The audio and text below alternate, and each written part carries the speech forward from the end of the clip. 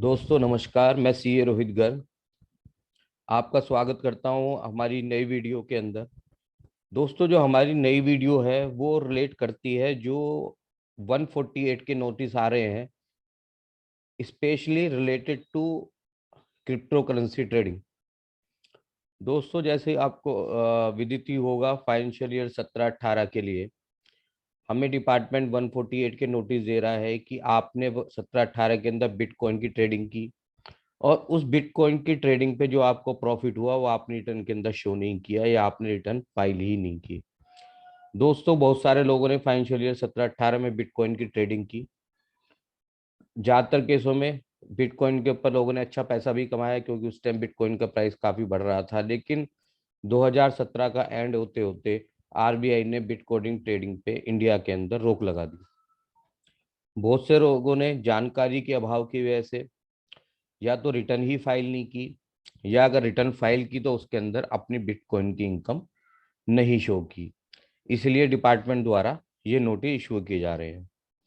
दोस्तों, आज की वीडियो में हम डिस्कस करेंगे कि जो डिपार्टमेंट जो नोटिस दे रहा है उसके अंदर जो वो बिटकॉइन ट्रेडिंग का अमाउंट दिखा रहा है, वो अमाउंट का सोर्स क्या है, उसका रेलिवेंस क्या है, और बिटकॉइन ट्रेडिंग से रिलेटेड जो नोटिस आ रहे हैं उसका हमें रिप्लाई कैसे करना है और रिप्लाई के लिए हमें क्या क्या डॉक्यूमेंट अपने पास पहले इकट्ठे कर लेने हैं ताकि हम रिप्लाई प्रॉपर वे में दे सकें।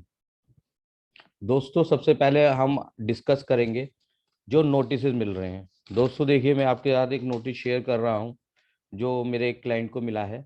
इसके अंदर आप देखिए, जो मैंने पीला पोर्शन हाईलाइट किया हुआ है उसके अंदर डिपार्टमेंट हमें अमाउंट बता रहा है कि आपने डिपार्टमेंट को इन्फॉर्मेशन मिली है कि आपने during the year financial year इतने रुपए की बिटकॉइन ट्रेडिंग की है।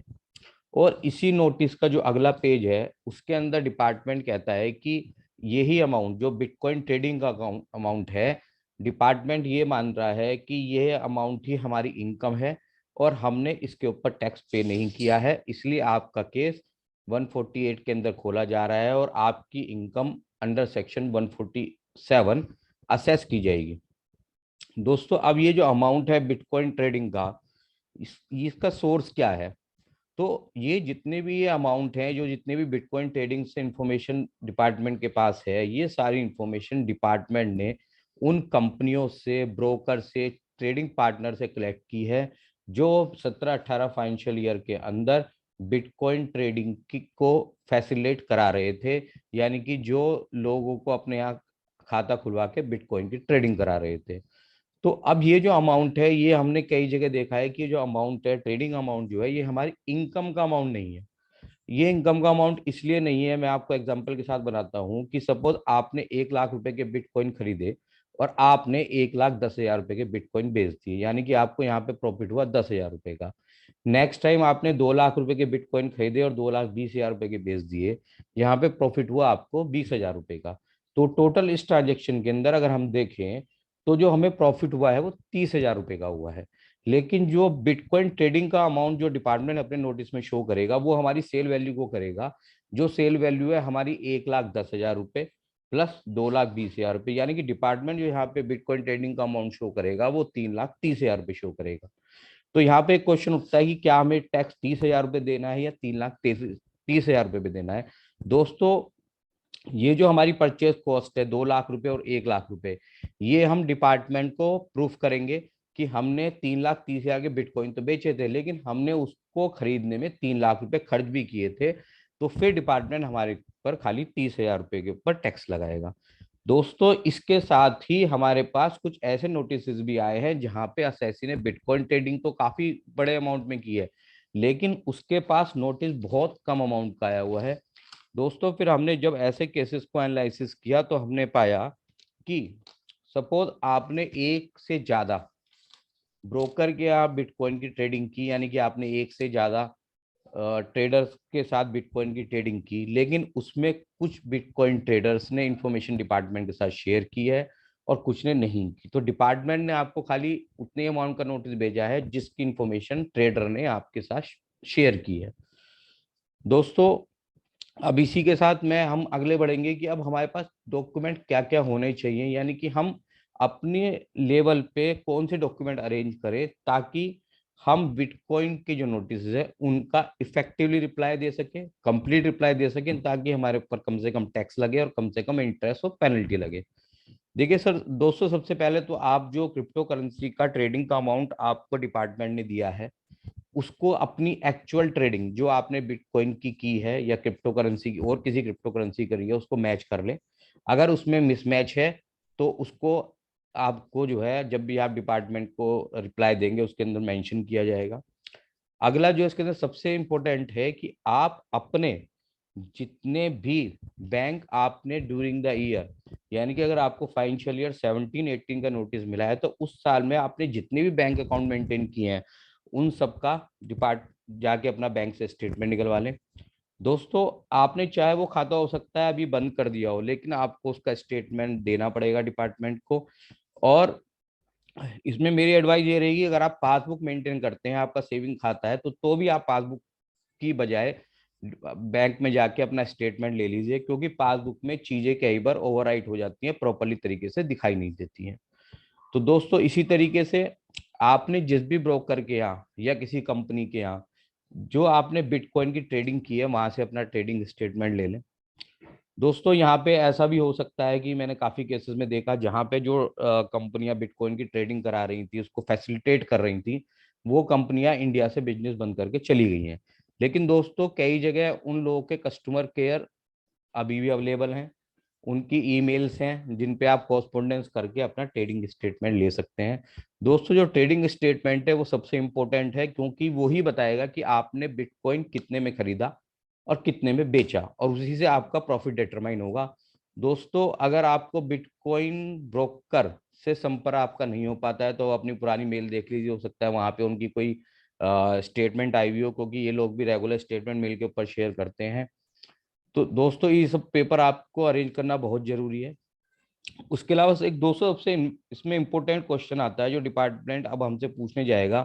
देखिए यहाँ पे डिपार्टमेंट ने हमें नोटिस तो दिया है खाली बिटकॉइन के प्रॉफिट को टैक्स करने के लिए, लेकिन ऐसा नहीं है कि यहाँ पे डिपार्टमेंट को अगर और कोई आपकी कंसील्ड इनकम मिलती है, डिपार्टमेंट को लगता है कि और कोई ऐसी इनकम है इसके ऊपर टैक्स लगाना चाहता है, और डिपार्टमेंट उस पर भी टैक्स लगा सकता है।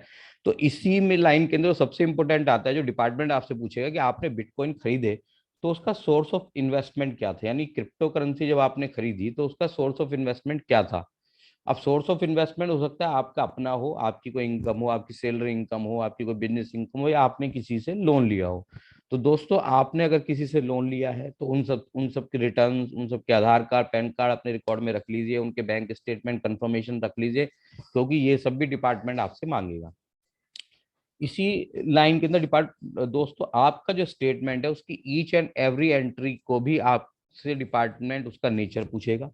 तो आप अपना जितना भी बैंक स्टेटमेंट आपने निकाला उसको आप एक एक एंट्री को, वो अगर किसी से आई है तो उसका सोर्स क्या है, उसका नेचर क्या है, अगर हमने किसी से टेम्परेरी लोन लिया, एडवांस लिया है, किसी रिश्तेदार से हमने पैसे लिए हैं तो उनकी कंफर्मेशन ले लें, उनकी आईटीआर की कॉपी ले लें, क्योंकि ये सब चीजें भी डिपार्टमेंट आपसे मांगेगा।